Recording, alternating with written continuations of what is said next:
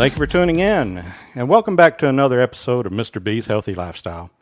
This is Mr. B. I'm your host, and today we're honored to be able to sit down with the formulator and CEO of phAlo. Hello, Don. How you doing, sir? Hey, Bobby. Good to see you. Wonderful. phAlo, you came to me with it several years ago, and I had a problem with my gout That's right. and leg issues, cramps and stuff. And you told me you had something that you thought would help me out. Yep. Well, I started taking that medicine or supplement, and it helped me out a whole lot. Can you tell some of our listeners about the phAlo and a little bit about your background and how it came about? Okay, sure. The reason I knew it helped your gout, for one thing, because it helped me a number of years before.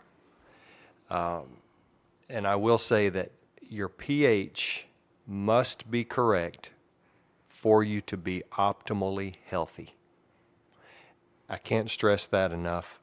It's a big statement, but you cannot enjoy optimal health with an acidic pH. Right. I don't care what you're doing diet-wise, exercise-wise, or anything else. If your pH is not right, and when I say right, I'm talking about 7.2 to 7.3. If that's not correct, then some organ system in your body will suffer. So how did that come about for me to know? And of course, my background is anesthesia. I was a nurse for a number of years in the ICU in Shreveport, Louisiana. Then I went back to school, became a nurse anesthetist, and was struggling in 2007, 2008 with arthritis, gout, tendonitis. I was a mess. I hurt every day, all the time. And we had a doctor that was in the gym that knew more about natural stuff, I think, than most doctors know about medicine. He knew the medicine too, but he knew about the natural stuff. And he was a retired doctor at 84 years old. He was still a specimen of a man. He was incredible. Well, it gives all the health. Yeah, exactly. And so he would talk about things that were mind-blowing to me. Experiments he was doing still at that age at home with plants and different things. And so I asked him one day, Dr. Noble, I'm struggling with arthritis and tendonitis. What can I take? Thinking he would tell me some exotic herb or something to take. Right. And he looked at me and he said, "You're acidic." And at the time I thought, well, maybe he didn't hear me correctly. He is 84, and maybe Right. I need to rephrase the question. So a week later, I came back and I rephrased. Actually, I re-asked him the same question: "What can I do for this arthritis and this tendonitis?" And he just looked at me and said, "You're acidic, and that's all I remember." I said, "Okay, well, I appreciate that." And I went home and I got out my physiology books from school, looking for pH, anything I could find on pH. And there in my physiology book, there's a Rhodes and Tanner physiology that most medical students have studied from. There it was, a chapter on our diet and how we become acidic and some of the ramifications of being acidic. And so that was my jumping off point. I started at that point to change my pH. I checked it. I had enough knowledge to check it by my saliva and found that indeed I was acidic. I was about 6.4 in my saliva. And it took me a month mixing stuff at home and experimenting to get my pH up to 7. But when I got it up to 7, I noticed I didn't wake up in pain anymore. I didn't have gout. My tendonitis, which had plagued me for 7 years, was gone. Wow. And so I started searching and searching more and more. What is this all about? To now, 10 years later, I have a pretty good understanding of it. So, a number of years ago, I was at the hospital speaking to a nurse about pH, and she had some problems that were pH related, as are most health problems, pH related Right. problems. Right. And a couple of the guys that I work with said, "Hey, what are you doing? Tell us about this pH." And so I told them and kind of blew them away. They said, "Do you have a formula for that?" And so I came up with a formula, which I thought would be a really good formula. Right. That's still the basic formula we use today for phAlo. So that was its birthplace right That there. was its birthplace. Wow. At the time, we weren't that sophisticated when I was helping people, because you didn't have all the ingredients at home that we have in our product. Right. But you could take things at home that would gradually change it, and not do things at home, like drink Right. soda. Yeah, you got to leave the sodas alone. You got to leave them alone. Right. It's pretty well known that Cokes are acidic, right? When we were kids, we used to watch this with the battery acid. Yeah, right, eat the just battery eat that acid right right up. off. So it turns out that Coke is one of the most acidic sodas on the market. Right. An acid pH of 1.8, a very strong acid. Yeah. So you pour that in your body on a regular basis, even one a day, your body cannot correct the pH for that one soda Right. a day, because it's such a hit. But other things are acidic as well. We have an acidic diet in America because so many of the things we eat are processed foods. If it comes out of a box, you know it's been processed. If it comes out of a wrapper, you know it's been processed. Even things as benign as oatmeal. Right. To a degree, it's been processed. So our acidic diet contributes to our acidic body. So once we become acidic, our body goes through a number of changes that cannot be corrected as long as it's acidic. Right. The enzymes that drive your body, which are so important for every bodily function, are all but shut down when you become acidic, because, as the books describe it, the enzymes are a lock and key mechanism. So for each enzyme, there's a lock and a key that targets or creates the enzyme's process. Right. Right. So when your body becomes acidic, both the lock and the key change, but not in the same direction necessarily. So now you have a different lock with a key that doesn't work to open it. And so it shuts many of your enzymes down. So your body slows down. Your healing processes slow down. Your digestive processes slow down. Anything that has an enzyme to make it faster, and Right. that's the purpose of the enzyme, is to make things much faster. Right. And if you don't have that faster heal process going on, Right. well, you stay sick or Stay sick. for a longer time, and you might not never recover. Right. Like my tendonitis for 7 years. Right. I mean, it was severe. So the other part of that is, as long as you're acidic, your body does not recognize itself, and so it will attack itself. You've heard of autoimmune disorders. Right. Yeah. What is an autoimmune disorder except that it's the body not recognizing something and attacking it? Right. It's like a virus that wants to attack it. Yeah, but it's your own body attacking itself. So when you're acidic, it's much like a swimming pool that is acidic. Overnight, that swimming pool can become green. Yeah. right? Yeah. If you've ever owned a pool or a fish tank or anything and that pH gets off, you've got green water. So imagine, if you will, you're in a swimming pool in one end, I'm in the other, and we're underwater. We can see each other when the pH is right. It's crystal clear. We can make, like we were when we were kids. We'd make signs and we would go, swim around. We'd try to do things stealthily underwater. Right. Take that same pool when the pH is wrong and it turns green And you can't and see try each to other. do it. You can't do it. Yeah. That's what your body goes through. As far as I understand it, that's the best way to give the analogy of what your cells are doing with each other in an acidic body. They're trying to communicate. They're looking for somebody to talk to, and they can't. They can't find each other. They can't recognize each other.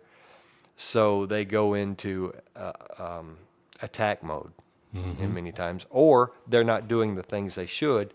Like if your body is injured, they're not mustering the troops to help it because they can't communicate. Right. You don't have any communication between there. That's why I say you cannot have optimal health and have an acidic pH. Yeah. And a lot with the body going acidic, and you're trying to correct it, and you're constantly pushing garbage in. Right. You're drinking a case of Cokes a day and stuff like that. It becomes more difficult to even try to reach that goal. And, Absolutely. and back whenever I came to you and I had my gout and my irritable leg syndrome going on. Yeah, it was restless leg. Restless leg syndrome. It was a battle. I mean, I was taking a handful of those things at times to see if I could make it stop. And I didn't realize to myself what I was doing on top of that. And, they say that you eat red meat, that's what triggers a lot of the gout attacks. Right. And I was the steak man. I mean, throw a steak on the grill and, man, away we go. Yeah. It was medium rare and on the plate, within a matter of minutes. And I was taking, everything I could to try to get this gout to stop. But whenever I started taking the phAlo, it started acting a lot better, and I stopped having as many attacks. Right. And let me tell you, whenever you have a gout attack, it's the worst pain, and it's the next worst thing to a kidney stone. I agree, and I've had both. And I wanted to take a hacksaw and remove the thumb where I had the gout attacks and my big toe, because it hurts so bad. It does. It's from the devil. It is. But also, whenever you are fighting this pH level and everything, have you found that your patients come, or your people that are buying your phAlo, they come back and they tell you stories? We hear stories weekly, sometimes daily. A couple of our best friends came to see us in July, July 4th. And she was having some problems from an injury that they had sustained in a motorcycle accident. Just pain. Right. She was banged up pretty good. And I'm ashamed to say I don't know what her story is, but was it yesterday? I believe she was on Facebook showing her bottle of phAlo because it's helped her so much. Wow. I haven't heard what that help is, but the reason she got on it was pain from the screws that were in her leg. Oh, man. Yeah. Yeah. But still, after 4 or 5 years, are in her leg, and she feels pain every day. Well, get that pH right, and the inflammation from anything going on will reduce, and therefore the pain reduce as well. Right. Well, see, whenever I went to the plant-based diet and I was still taking the phAlo, I noticed a tremendous difference, and keeping that supplement going in my system. And, I'm down to taking a couple of caps a day. Yeah. But just that couple of caps has made a very impressive difference. Well, that's the thing, Bobby. It's dose related, and that's why we put the pH strips in each box so that you can know where you are and where you need to be. Because if you change your diet, that will change your pH. If you quit drinking soda, for instance, you won't need near as many phAlo. But as in your case was from the start, you were taking handfuls at a time Yes, I was. to counteract some of the things you were doing that were driving your pH down. Yes, and it was driving it pretty far down. And one of my test strips there, I was like, whoa, that's horrible. And then I finally got it back up to close to 7. And I was like, okay, well, we're doing something better here now. Right. You know. And once you do it long enough, you can almost tell your pH by the way your body feels. Once you get a feel for what a 7 to 7.2 pH feels like in your body versus a 6.5 or as low as I've seen, a 5.2. Wow. Yeah. Yeah. I was down there close to 5 whenever I was kind of like, whoa. Yeah, oh I my. bet you were. Because, I work with the perfusion group, and I know that you're supposed to stay within that 7.3, 7.4 in your blood. Yeah, that's right. But my saliva was like at 5, and I was like, this ain't pretty. So that's one of the things that's missing in the medical schools and in any medical training. We know what the pH of the blood is supposed to be, right? They drill that in us, especially if we have to deal with keeping that pH right, like in an emergency setting or the OR setting. But they never tell us, hey, the rest of the body should be pH correct too, because that's the protection for the blood. Exactly. Right? Your body will donate everything it can to keep your pH of your blood correct so that you don't die. Right. And one of the things that we learned that it gets the calcium in order to help regulate that is from where? The bones. The bones. So a lot of people that have the bone issues, they're drinking and eating things that are driving their pH levels way out of range. Right. And that's the reason why they're so much in pain and so ill all the time and End up so with forth. osteoporosis. Exactly. Yeah. Exactly. So there are a number of factors that go into play of protecting that pH. But what happens if our blood pH goes to 7.1? Some several problems will arrive, maybe even die. Yeah, probably die. In a study we did at LSU, in an emergency setting, if the patient came in with a pH of 7.1, it didn't matter what injuries were sustained. If the pH at that level was not corrected within 24 hours, the patient would die. Organs start shutting down and everything. Right. Yeah, that's where you go into the coma state. Right. Basically, yes. And so you only have a limited amount of time to correct that. But there again, your body will donate all its minerals and everything it has to keep that blood pH correct so that you don't die, but you can live another day to correct the rest of the body. Right. But so many times, well, in America, it's all the time, we're doing something more to create a bigger problem on a daily basis. So that's why we came up with phAlo. And I could tell you stories from now until tomorrow about different people who are now healthy that were not even 8 years ago. Right. Right. Starting with me, going to my sister who had Crohn's disease. They were just removing parts of her belly, just going in and saying, well, can't use this anymore, can't use that anymore. And she, at one time, was probably about 89 pounds. Wow. Because she looked so bad. She couldn't keep anything down. And she couldn't digest anything with Crohn's. So she got on phAlo, And today, she's not even on drugs to help squelch the Crohn's. She doesn't use those anymore. She doesn't need them. Yeah, she doesn't need them because her pH is right. pH is back to normal. And I can tell you that her diet is not the best. Still, right? Right. But she says, as long as I take phAlo, I'm okay.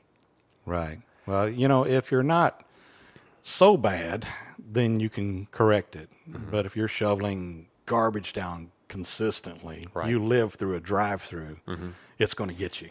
Yeah, you're going to have to be taking as much as 10 and 12 a day, maybe more.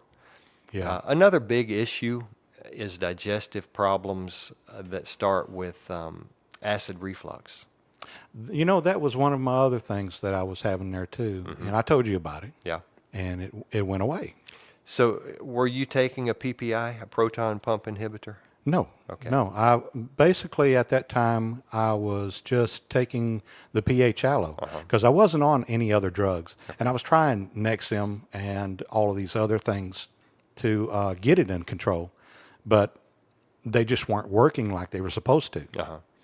But so let's talk about that because some of your listeners may be struggling taking Nexium or one of the other PPIs for acid reflux. Of course. So if you are taking one of these proton pump inhibitors, what that does is it keeps the acid from being released into your stomach, right? Right.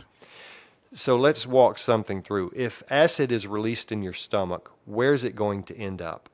On top of your esophagus. No, eventually, I mean, that's the normal path, right? Right. Acid's released into your stomach to help digest some of your food. It follows the food and ends up in the toilet. Right. Okay. Yeah. Well, that direction. In that direction. If you have an overabundance of acid, too much is being released. And so you take a proton pump inhibitor, which prevents that from being released. Okay. So if that's not being released into the stomach and eventually into the toilet, where's that acid going? It's staying with you. Staying with you. So imagine, if you will, that you have a river of acid that runs through your body and goes into the ocean of the stomach and into the ocean of the waste, right? Mm-hmm. And you dam that up. So you're damming it up river by taking a proton pump inhibitor. Okay. Now you have this huge acid reservoir that is your body. So if somebody is taking a proton pump inhibitor for longer than a couple of months, which if you read the label, you're only supposed to take it like 2 months, twice a year. Right. Right. That's by the manufacturer's label. Because if you keep taking it on a regular basis, it'll stop producing. They found that other issues develop. Oh, really? Increased heart disease, increased arthritis, increased cancer. Wow. So the manufacturer says, oh no, if you take it as directed, mm-hmm. there's no risk. But who does that? Nobody does it. Our friend Tim was on it for 20 years. Wow. Every day he would not miss because it was such a backlash. So once you stop taking a proton pump inhibitor, consider that dam that you have kept all the acid in for so long is now open, full throttle. Ouch. And so you're suffering. Tim was having to take extra phAlo through the day just to make it for we had to wean him off, so he would miss a day of whatever medication he was on. I don't remember which one. And then he would, take one the next day, miss 2 days, and then take one. So he was weaning himself off slowly, but having to take extra phAlo for about 2 weeks. Oh, okay. And he's been off of it now, off of proton pump inhibitor now for a number of years. But he was our first test subject with that. Yeah, because he needed to be. He needed to be. He needed to be. And so beforehand, he couldn't get his pH up to 7. Mm-hmm. And there's some reasons why. I won't go into all the science, but that hydrochloric acid that is released into your stomach by the body actually helps drive some of the bicarbonates back into the body. It's an exchange like most cell processes are, right? Right. You have sodium in, sodium out, or potassium in, potassium out. Potassium out, yeah. Well, in the stomach, it's acid in, bicarbonate in, it's all a mixture. Right. So our bodies create a certain amount of bicarbonate, which is the opposite of acid. Right. But for some reason, scientifically, God made our bodies that we have to have both. But there's a balance. So if you don't release the acid, you don't get the benefit of the bicarbonates back into your system. Mm-hmm. So that I'm convinced that is why he could not get his pH up by taking the proton pump inhibitor until he was off of it. And so that acid being released into his stomach was beneficial for him. And that's the reason why he needed to get off of it slowly, Right. instead of dropping it right away. Yeah. Okay. Some of the things that I experienced while I was taking the phAlo, made me a believer in it. Mm-hmm. And I still get it and use it myself. And even though I've changed over to a plant-based style lifestyle, I still take it just because it makes me have that different feeling. Yeah. It's hard to explain. It just makes me feel different. And I heard somebody talking one day that there are sports enthusiasts that get out there and run marathons and stuff like this, and they use it to buff. Yeah, there's a lot of studies, not an overabundance, but quite a few studies that show that athletes who buffer the amount of acid that they're creating while exercising get better output. So marathon runners are one of the most acidic groups. If you can imagine all the acid that's being created by a long marathon run. Right, right. It's a horrible thing. So one of the first marathon runners that we had on the product was a lady who was doing not just one or two a year. She was like a professional marathon runner. She was doing them monthly. A regular. Yeah. And she talked about her joints hurting, and it was just a chore to get through a day, much less a marathon. So I talked to her about acid-base balance. It made sense to her, so she tried it. And from, I believe it was January till March, she ran, I think, 4 marathons. Wow. Yeah. So the first marathon, she was 28th.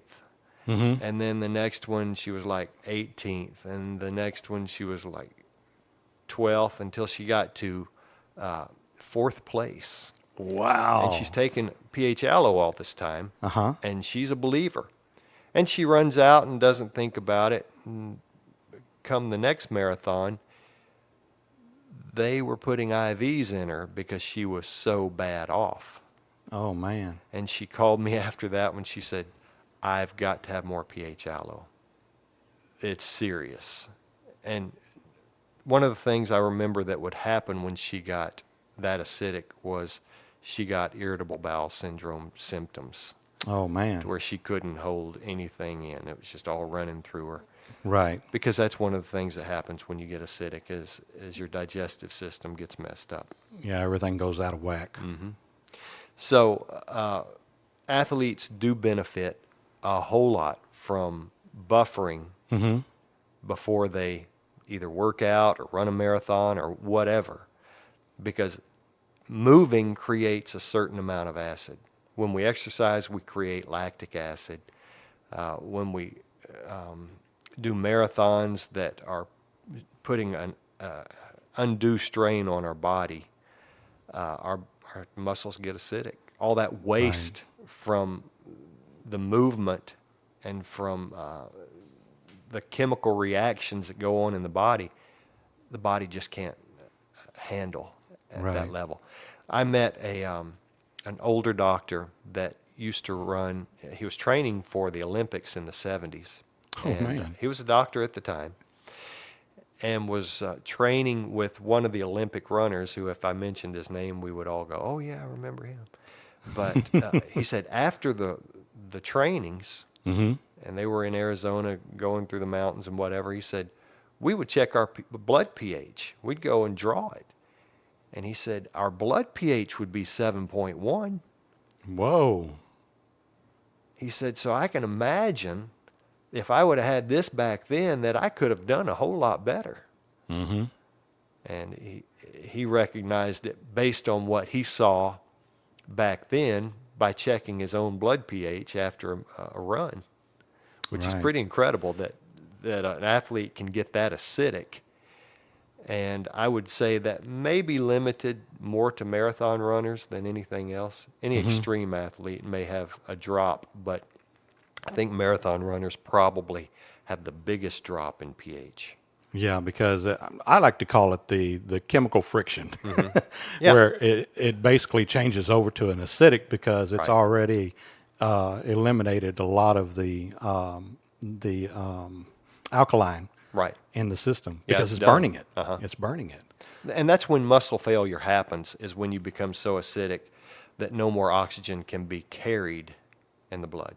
You and I both know because of our clinical experience that if the blood is acidic, the oxygen carrying capacity is greatly depreciated. Yeah, it's diminished a yeah, lot. just the change of both the platelet and the way that the oxygen unloads from the platelet is amazing.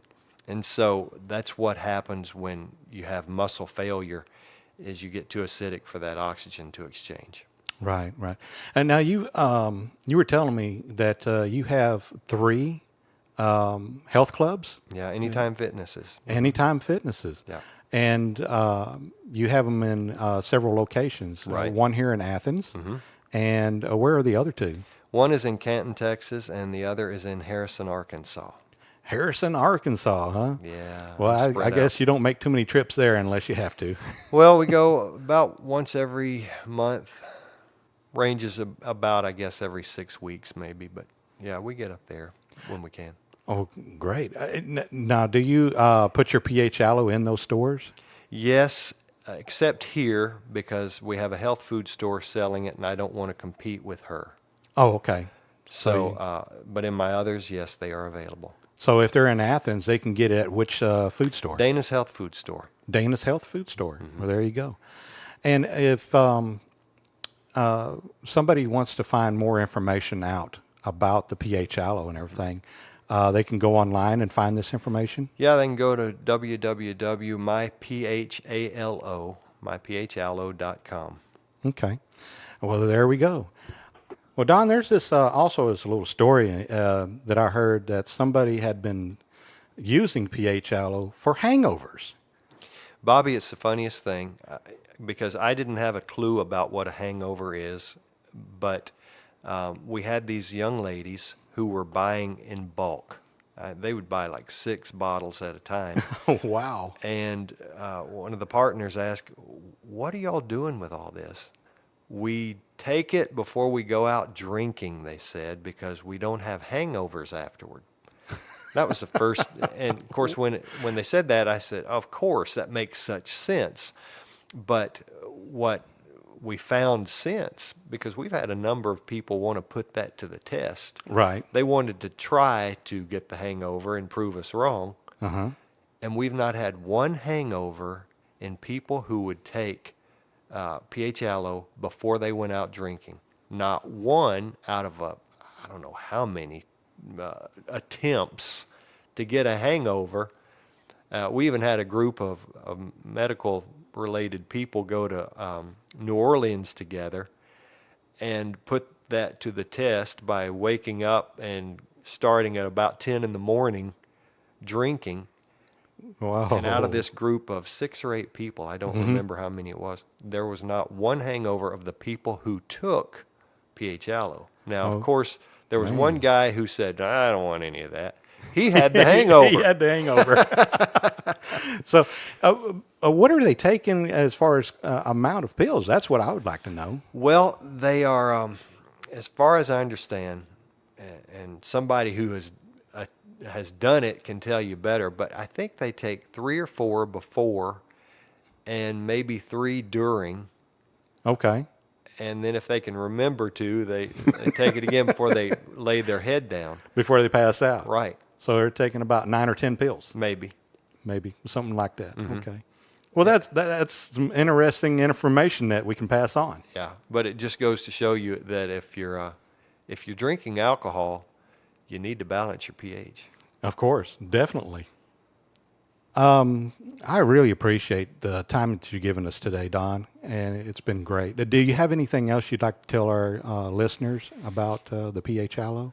phAlo is formulated for anybody who needs help maintaining a proper pH, which is just about everybody, unless you're a strict vegan. But even vegans I found that are concerned about pH use phAlo when they're on the road, for instance, because they tell me it's hard to eat a vegan diet on the road. Right. And so they know they're going to be assaulted by their diet pH-wise. So they wanted, and I've heard these stories that they'll buy it just because they want to make sure their pH remains correct. And again, Bobby, I want to say that without a proper pH, you will not happen, optimum health. Right. 'Cause You will suffer in some body organ if you don't keep your pH right. Right. But the good news is most damage because of an imbalance in pH is reversible when you get the pH right. Right. And for instance, your gout, my gout, our arthritis, the pain, yeah. I don't have that anymore. It's incredible, isn't it? It's amazing. It's amazing. And when you keep your pH right, your body does not age as quickly. That's very true. That's very true. And your body's going to treat you the way you treat it. That's right. Because I tell you what, I had an uncle that smoked like a freight train. Mm-hmm. I mean, he was like 2 packs a day. And the man looked like he was in his 80s. And he was only like early 50s. Yeah. And everybody would see him with my grandmother. And they go, well, how are you and your husband doing? And my grandma would turn around and start laughing. She goes, that's my son. So that wasn't funny, though, was it? Not to him. Wow. But again, thank you so much, Don. Thank you, Bob. It's been wonderful sitting down and talking to you. And if, like Don said, if you'd like to find out more information and get some of this phAlo, you can go to myphalo.com and tell them that Mr. B sent you. You just put in the code word MRB, Mr. B. And until next time, let's always remember that make health your life. And be wise, be healthy, because it's the best choice.